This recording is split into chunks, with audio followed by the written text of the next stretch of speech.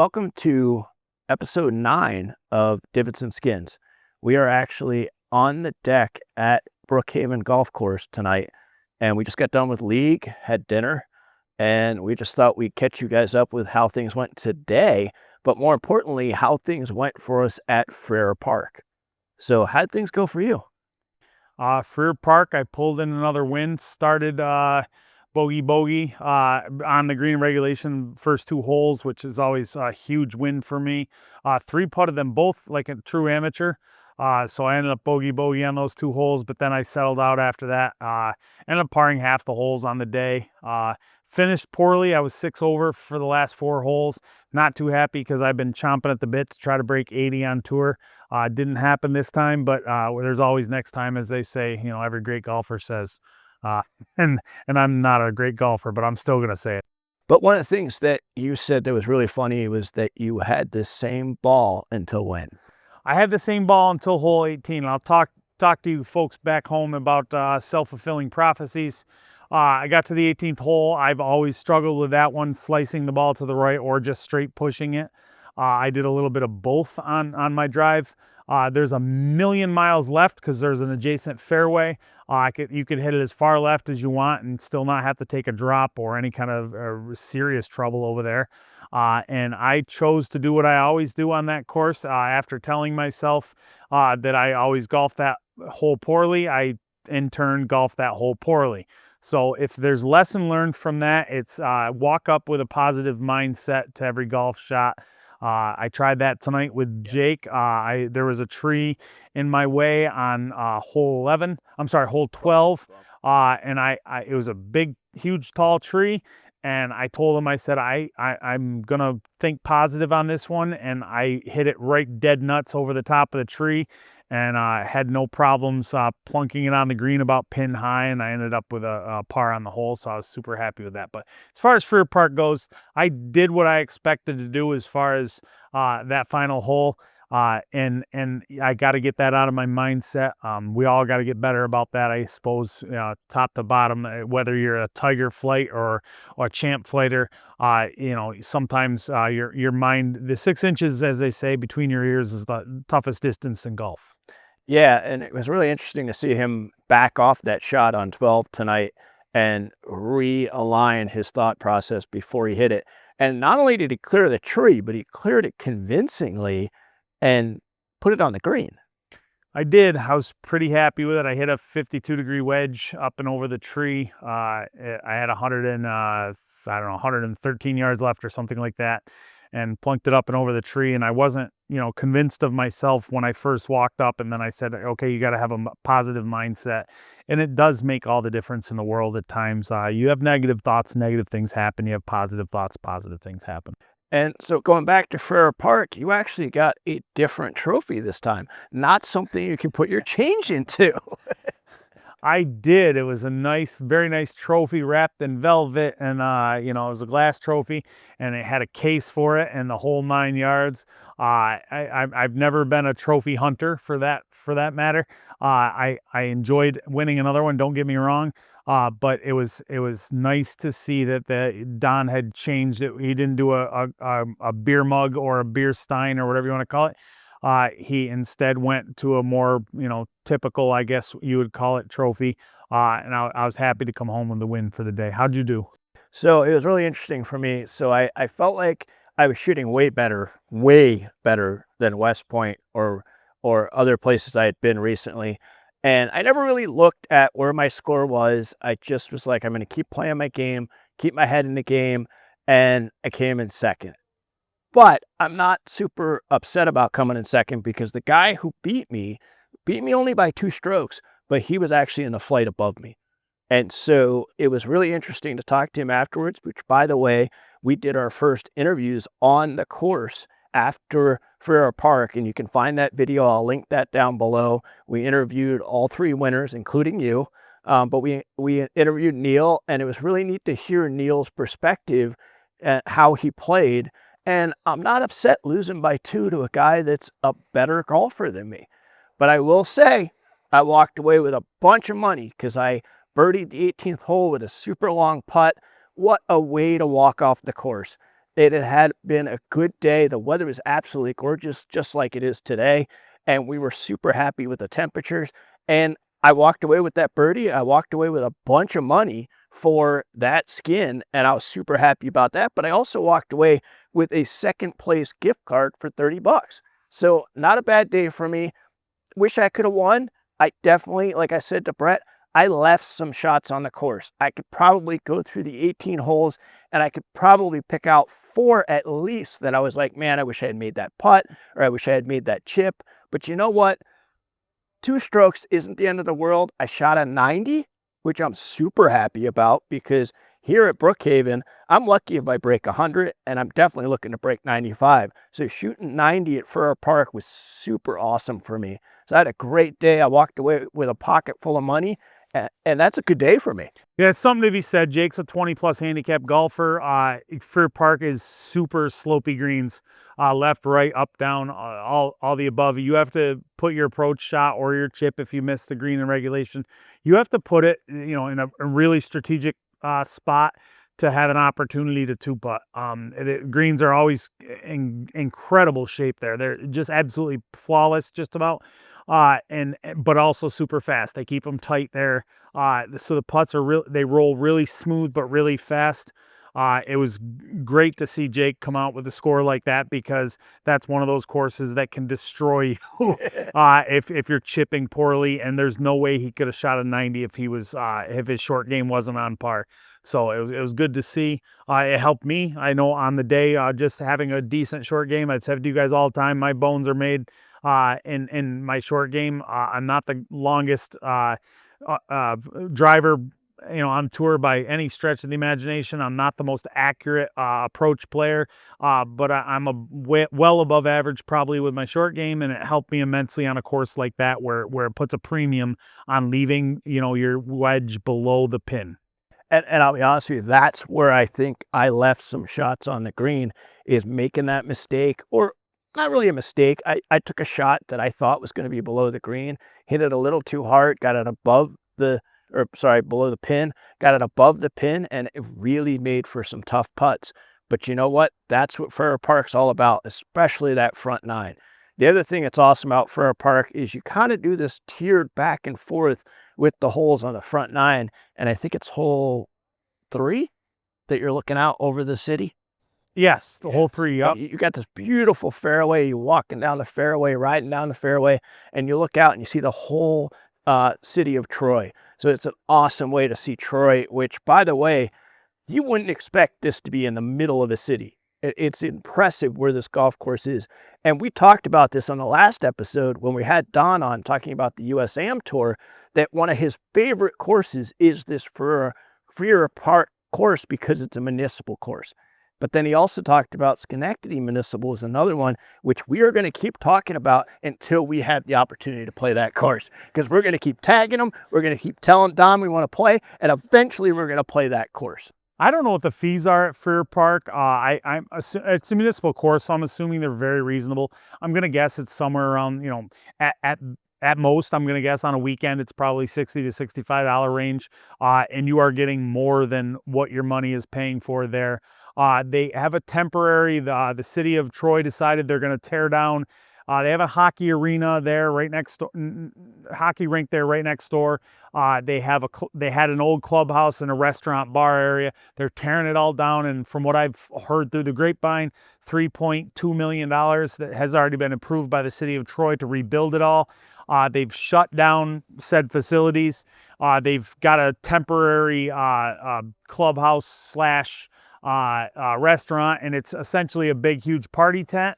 And they have a mobile food truck that pulls up to the back of it. Food is fantastic. The selection of food is good. The beer selection is great.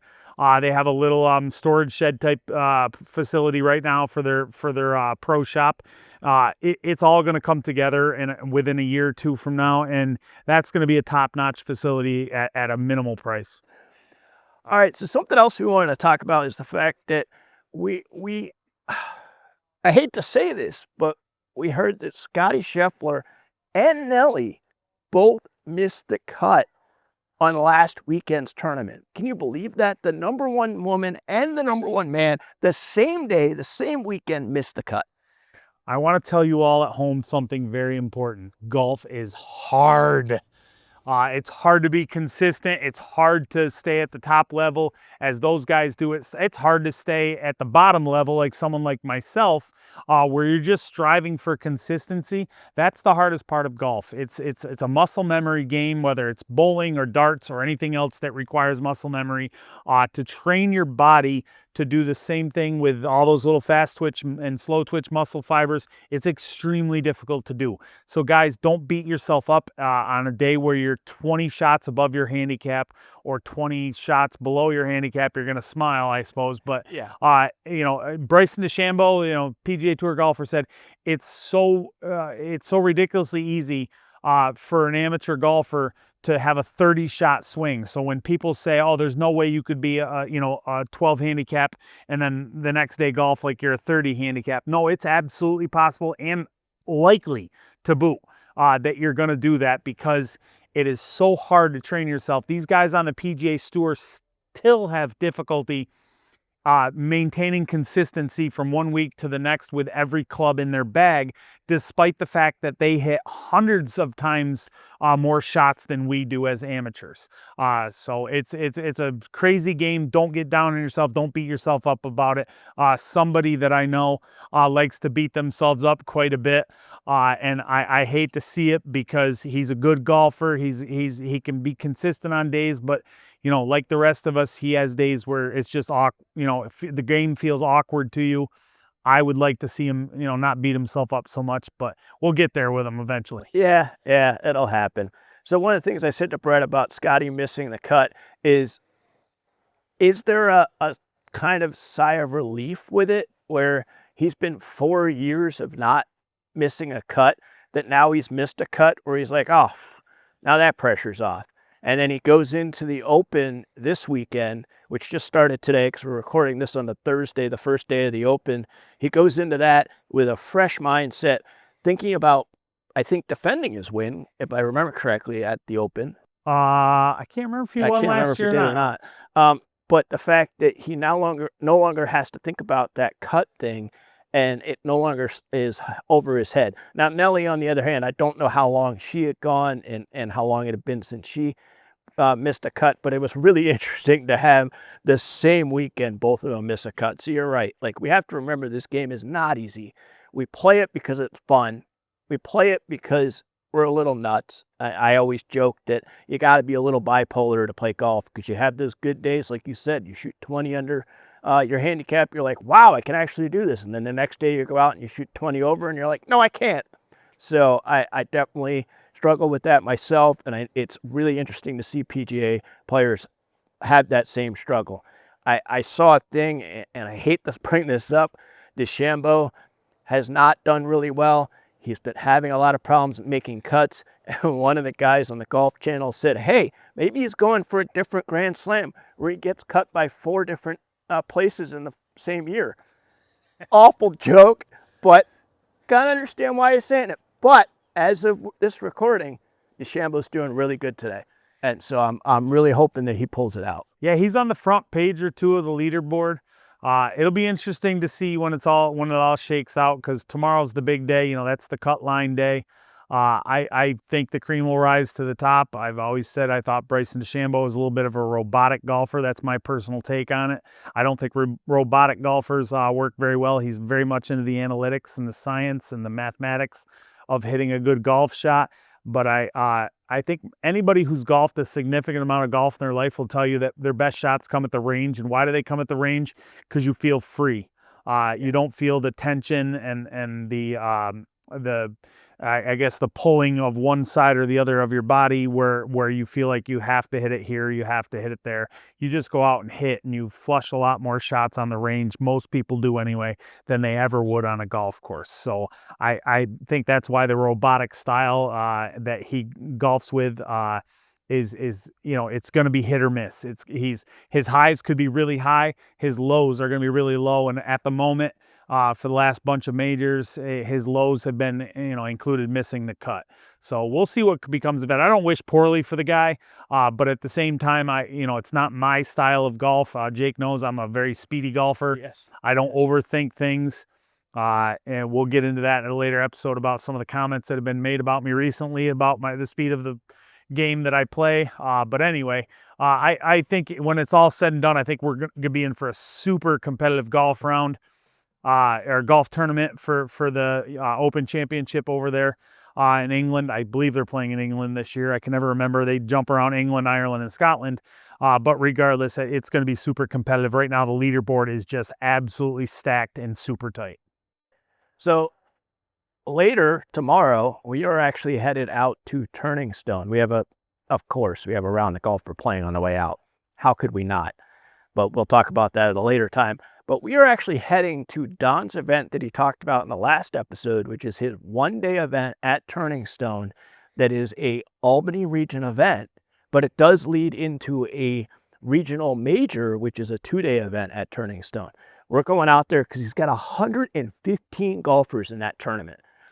We didn't decide to play this tournament. We decided to sit this one out, but of course, we're playing on the way out because how could we not? But we're going out there to talk to golfers, to talk to the guys that win, the women that win, and say, hey, like, how'd you do? How'd you feel? And we're looking forward to that tomorrow. But I know Don is really looking forward to having his biggest event of his first year, and it's at Turning Stone. Yeah, I'm gonna give a shameless plug here, folks. I a little upset that I can't golf in the tournament tomorrow. It was partially because of work purposes, although I am going to be out there. Strangely enough, it was a last-minute decision. But I would have loved to see that competition. As you guys know, I've won a few tournaments this year, been happy about the state of my game. Don has questioned up and down why I'm not going, why I didn't jump into the competition, because there are people from as far west as California, as far north as Michigan, as far south as Florida, that are all coming up to play. Puerto Rico, I believe. Oh yeah, we have somebody from the territory of Puerto Rico coming up to play in said tournament. And so here's the shameless plug part. It is that as much as I would like to do it, to make this a full-time thing, by that I mean for us, Jake and I, to be able to golf every single tournament and bring you guys footage from every single tournament, interviews with every winner, every loser, everybody aboard. Because as we spoke of earlier, we don't want to interview just the winners. Right. Sometimes a great perspective comes from the losers. But in order to do that, we need more subscribers. So there's your shameless plug. So subscribe when you get a chance. Check out our podcast. Tell your friends about it. The more we can spread the word, the more tournaments Jake and I can get to.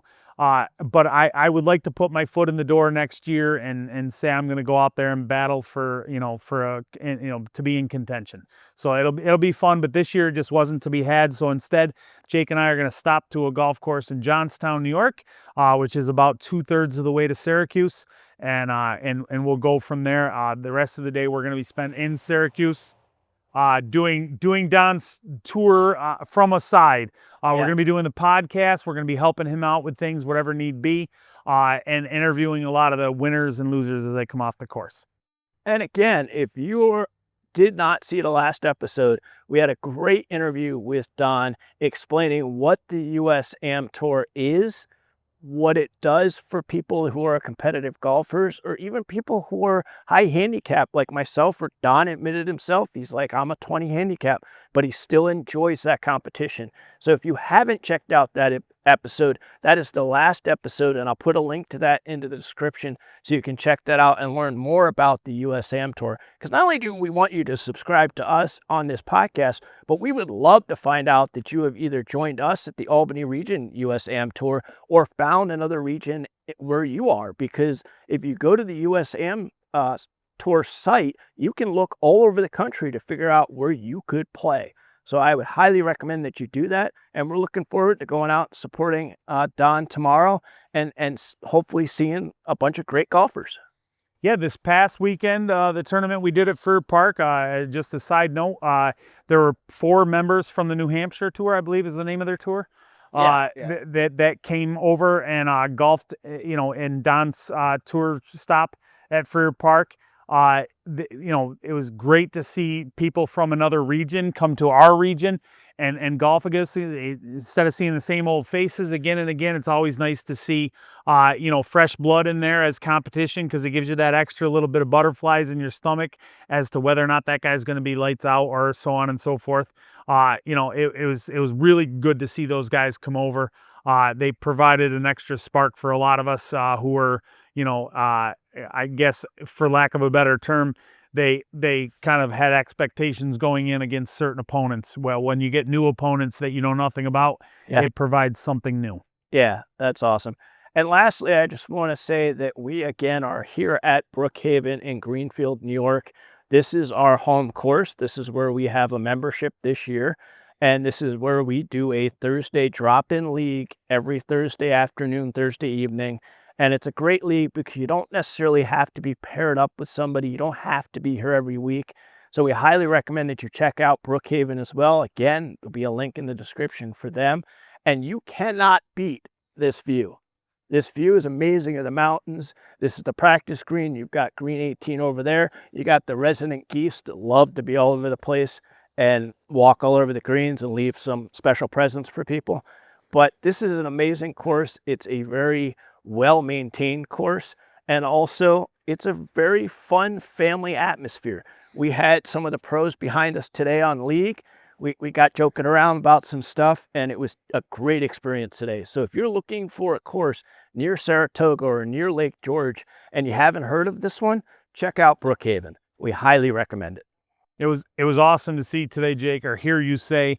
We both, you know, were thinking about it, I guess, because he said it and I was already thinking of it, that whenever we decide to move on from this course being our, you know, home course, because we had another course that we were at for 3 or 4 years, and we said it was nice because they treated us like family. Brookhaven does the same here. They treat you very well as a member. Everybody's very friendly across the board from top to bottom. They have quite a bit of staff here, both at the restaurant and in the pro shop. They have everything you could need at both places. I need a lot of beer on days when I'm golfing bad. I think Jake does too.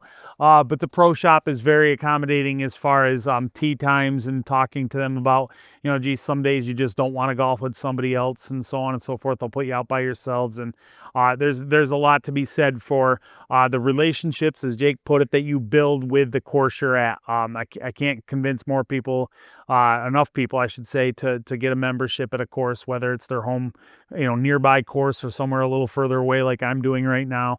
The relationships you can build can be incredible. One of our sponsors is Blueprint Leadership Development. Rob Schauger was nice enough to sponsor us, and I really appreciate him doing that. If you're curious about working with a coach, if you're looking for a business coach, Rob is awesome. I've worked with him for many years. I'll have a link to his information in the description, so go down there and check that out and find out more about what Blueprint Leadership Development is all about and what Rob can do for you and your business. I also want to do a shout out to Luxury Box. As I say every episode, it's where we get to record this. This is actually in one of the simulators that Dave has here at Luxury Box, and it's a great opportunity for us to showcase the room that we're in and showcase the screens and stuff like that. And eventually down the road, we hope to do more with the simulator to have some fun with people we have on the podcast. But thank you, Dave, for allowing us to come here to use this facility and to record the podcast here in this room. It's a great opportunity for us. But if you're looking for somewhere to swing when it's raining out or it's cold or it's the winter, the Luxury Box is the place to go. Welcome everybody to Divots and Skins. We are at Turning Stone this weekend on Friday for the USAM Tour Albany region event at Course K, which is pronounced Kaluik.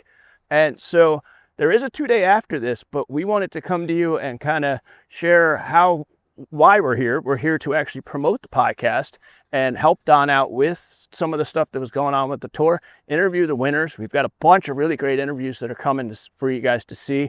Some great golf was played here, but man, I got to tell you, this weather is outstanding right now. And the guys had such a great day. Some of them even went into playoffs, multiple hole playoffs. And so I can't wait to bring those interviews to you. But let's go back to where we were this morning. Went to Fox Run Golf Course in Johnstown, New York. It's about 35, 40 minutes west of where Jake and I live. Beautiful golf course. It looks like a hole in the woods type of place, although there's not much woods there relative to, it's a former ag course that they've prepped up really nice. Greens were in gorgeous shape. The whole course is in beautiful condition. Can't say enough good things about it. The staff there, incredible. I give them an A++ for everything they do to accommodate us, including when him and I were having our little on-course challenge. They let us do some extra holes at no cost to break the tie that we had at the time. We had to go into 2 extra playoff holes ourselves. So apparently we were prepping ourselves for coming here, even though neither one of us was playing here today. Well, and I want to say a special thanks to Rich Scott, who is the owner of that course. And again, he let us go out. We had to redo hole 18 for our first playoff hole. Both of us ended up parring that hole. So we shot a 92 to start. So we shot 92 for 18, parred the 18th hole again. And then we went into the clubhouse and said, okay, can we play 110? Like, I know you're super busy. What can you do? The staff in the clubhouse was awesome. We're like, oh, absolutely. Go out on 10. We get out on 10. We get paired up. Well, actually, the guys that were there said, hey, do you want to pair up with us? We explained what they were doing. I had a hype man.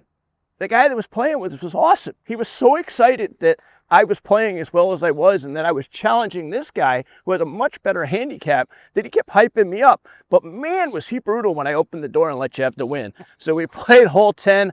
I had a duff shot. Then I ended up putting it into the woods. And then he just basically outdid me. So awesome day on the course at Fox Run. Highly recommend it. We'll have a link in the description for there. As always, definitely recommend that you check it out if you're anywhere in the Capital District and you're looking for a different course to play.